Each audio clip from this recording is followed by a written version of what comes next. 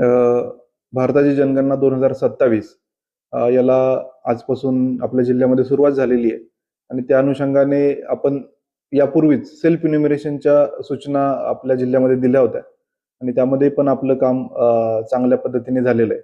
आता पुढचा टप्पा आपल्यासाठी महत्वाचा आहे 1 महिन्याचा. याच्यामध्ये आपले जे गणक आहेत, इन्युमरेटर्स आहेत, ते प्रत्यक्ष फील्डवर जाऊन या हाऊस लिस्टिंगचं काम ते करणार आहे आणि त्याच्यामध्ये 33 जी प्रश्न आहेत, क्वेश्चनर आहे, ती भरून घेणार आहे. ते अत्यंत सोपं काम आहे. 10 मिनिटांमध्ये एक घराचं काम त्यामध्ये गणनेचं आरामात होऊ शकतं. त्यामुळे आम्ही या सगळ्यांना स्टाफला सूचना दिल्यात, सेन्सिटायझेशन केले की तुम्ही लवकरात लवकर हे काम आपण संपवू शकतो आणि त्या पद्धतीने तुम्ही जर सकाळचा वेळ आणि संध्याकाळचा वेळ जर निवडला तर आरामात तुम्हाला हे काम विहित मुदतीच्या खूप आधी पण संपवता येणं शक्य आहे.